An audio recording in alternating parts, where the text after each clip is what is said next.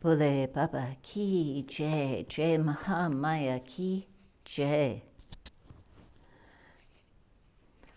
I've been reading many of the Puranas, particularly the Shiva Purana during the sacred month of Savan, and also, of course, the Srimad Devi Bhagavatam. And one of the things I love so much is that when I say my prayers, I'm more familiar with each of the words that I say. I learned early in my Catholic upbringing that to know God, to love God, first we had to know Him. And so I believe that's very true. As we get to know all the different aspects of Mother and Baba, our love and connection grows. So I've been thinking and hearing this word a lot about Maha Maya. And I decided that this would be a lovely day to read one of the stories about Maya.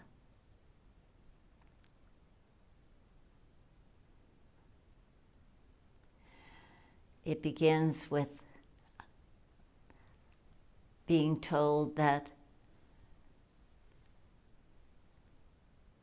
no creature, great or small, is free of desire, delusion, anger, envy, vanity, and the inevitable suffering that these things bring to us.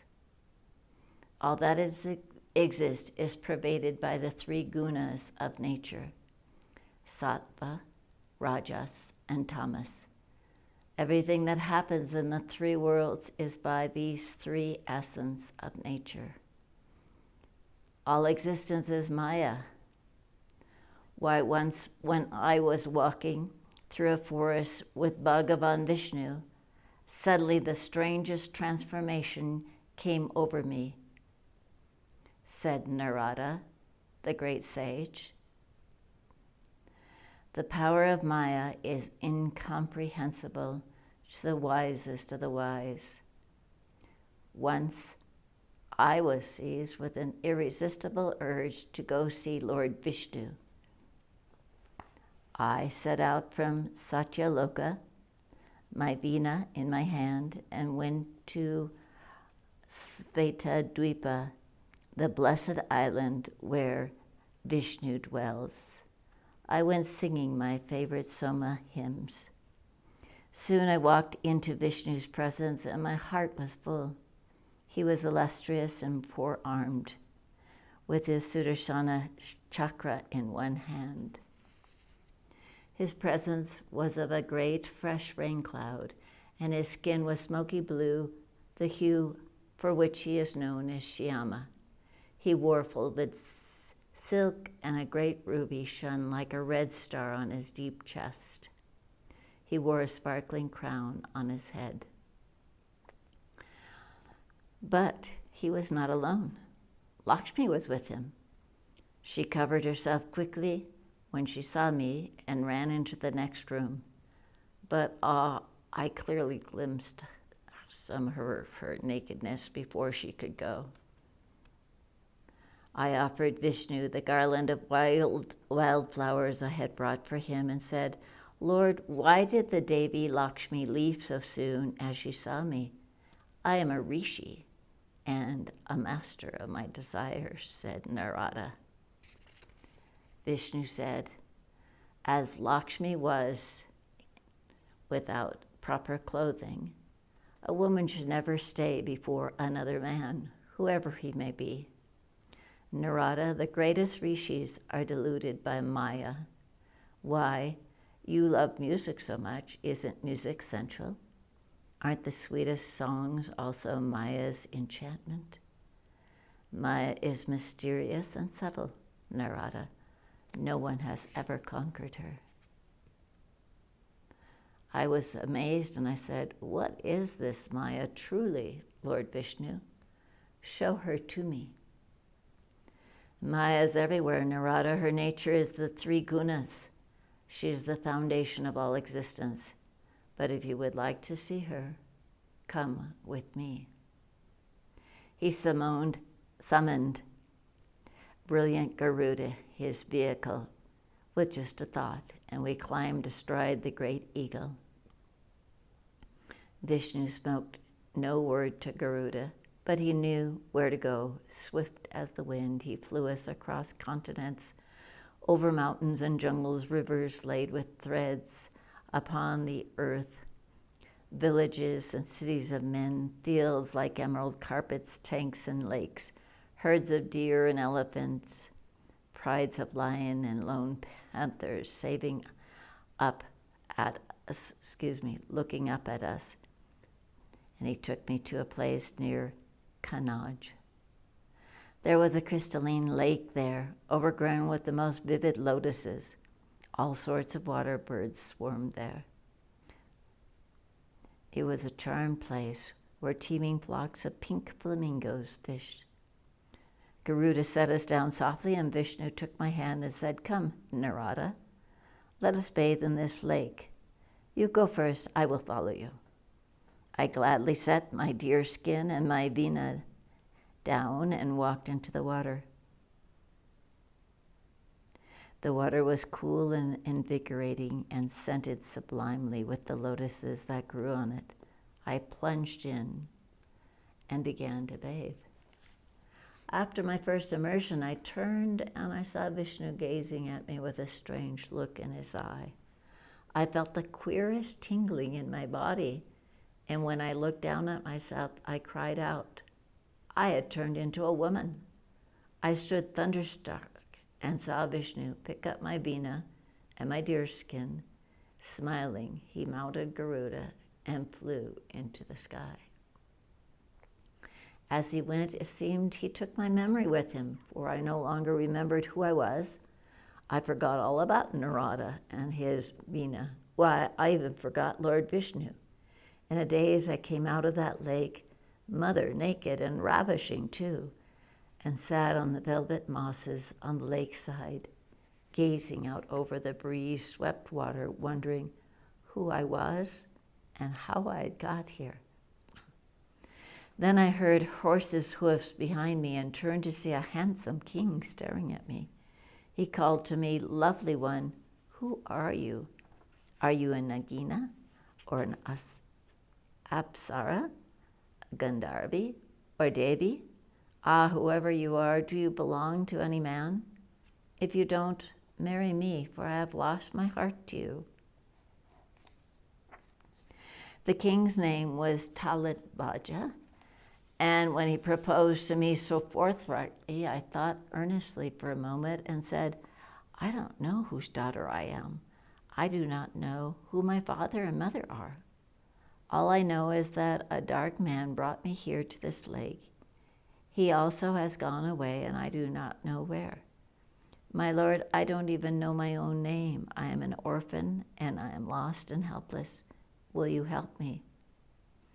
The king asked for a golden palanquin to be fetched, some fine silk clothes for me, and he took me home with him to his palace. Muni, you will understand, I no longer knew who I was. Within the week, on an auspicious day, that king took me for his wife with all ceremony. The king named me Sabhagya Sundari, and I was dearer to him than his life. Day and night, he wanted just to be with me, and he was a handsome king, and we spent most of our time making love. We would both drink quantities of wonderful liquids and also go to all the beautiful places of the kingdom. I knew only that king's ardor and remembered nothing of the Brahmaloka, the Vedas, or the Shastras. Thus, my friend, 12 years flitted by as if there were just some weeks. One day I realized I was pregnant. The king was beside himself with joy. He spent all his time pampering me, bringing me anything I wanted, whether it was pickle made of mangoes brought from a distant kingdom or exotic fruits made of milk and honey. He brought me lotuses for my hair and silks obtained from far away. In time, I was delivered of a son. The king's delight knew no bounds, and he named this first child Viravarma, 2 years passed, and then I became pregnant again, and another fine prince was born. In time, I gave birth to 12 boys and spent my days raising them. Our lives were perfectly happy, and soon our princes came of age, and we found them suitable brides. Before we knew it, the king and I became grandparents. Our palace was full of bright voices and laughter, and all the things that are most precious to human happiness. Of course, I grew increasingly entangled in attachment. No trace of who I really was remained, either upon my person or in my mind. Only when any of my children were ill did I suffer. But soon our sons and their wives fought among one another, and then I felt anguish and was helpless against time's ravages that all the living must endure. I sank deeper and deeper into the bondage of samsara. Why, I grew proud thinking of what a good wife I was, and what an able mother, what a kindly mother-in-law and loving grandmother. I also thought of myself as a sage queen who had her husband's ear. But fate moves on and sweeps everything before her. My husband had a great enemy in the king of a neighboring kingdom, and one day that king arrived with his legions to attack our kingdom. It was besieged, and my sons and grandsons rode out to defend their city. The battle was swift and savage. All my children were slain. My husband barely escaped with his life, and the enemy rode away, having achieved the revenge that he wanted for an old slight. I went wailing to the battlefield. Grief ripped through me, and I could barely stand it. I flung myself across my sons and grandsons' dismembered and sometimes decapitated bodies, and my screams rang across that bloody field. Just then, Lord Vishnu arrived there in the guise of an ancient and splendid Brahmin. He said to me, "Why are you crying, gracious woman? You seem to belong to a good family and to be a woman of wealth. Besides, your tears are caused by moha. You are too attached. You are deluded. Go and bathe at some tirtha and offer til and tarpana for your dead. Stop tormenting yourself, beautiful queen. Come with me. I will take you to an auspicious place not far away from here. If you bathe there, you will find peace." I rose and followed that lustrous Brahma blindly, and with me was my stricken husband. I could not for the life of me tell why I went, except that I was desperate and somehow felt sure that the Brahmin would ease my anguish. We arrived at that lake. The Brahmin said to me, "Go and bathe now. Just think that you have lived 1,000,000 lives before this one. In each one you had sons and daughters and grandsons. Tell me, for which of them will you grieve? All this world is an illusion, dear lady, more than you know. Embodied souls inherit suffering, anguish, and little else. Enter the water, it will bless you with peace." He stood on the bank with a faint smile on his lips, my eyes swimming with tears. I walked to that lake. As I immersed myself, strange calm washed over me in a tide, as if a sea of peace swept me away from my grief. I rose, spluttering from the water, and lo, I was Narada again. The Lord Vishnu was also himself, dark blue and clad in folded yellow. He stood smiling at me and cried, "Ah, Narada, you are taking your own time with your bath. Come on now, hurry a little. I've stood here for so long." The king was astounded to see Narada Muni with tangled jata piled high on his head, wade out from the lake into which his queen had gone for a bath. For a time, He had quieted his grief over his children's death, but now he began to wail loudly, "My love, where are you? First I have lost my sons, and now my queen is snatched from me. Have you drowned yourself in grief, or does a shark or crocodile lurk under this lake? This is not the time to abandon me, my queen. How will I bear my sorrows without you by my side? Ah, my life is over. If only men were allowed to commit sati when their wives died." Now Vishnu spoke gently to the king, saying, "Haven't you ever read the Shastras, O king, that you succumb to sorrow like this? Haven't you learned that the union of wives and sons in this world is momentary, like people crossing a river in boats meeting? All that happens in this world is by fate. It is no use crying. This is where you found your queen, and now you have lost her here as well. What time gave you, it has taken from you. You never really knew who she was. It is like the tale of the crow and the tall fruit. You gained her magically, and so too, now you have lost her. Don't cry anymore, king. Go home and know that time rules you. No man can conquer time. Not for all your tears will your queen return to you. Go back to your city and rule wisely. Tread the path of yoga and find peace for yourself. Everything in this life is transient. Only the truth never changes. It is rare to be blessed with a human birth, O king. A man should do everything in his power to obtain liberation." That king, who was in the grip of such shock, grew calm at what Vishnu said to him, though he still saw Vishnu only as a bright Brahman. The king bathed in the lake and returned to his city. There he slowly gave his power into the hands of his grandsons that still lived, and then took to sannyas in the forest, where one day he did gain nirvana. When the king left Vishnu and Narada beside the magic lake, Lord Vishnu began to laugh heartily. Narada said to him, "Hari, Vishnu, Maya is powerful indeed, but Lord, how did I lose my memory so entirely when my soul was my own all the time?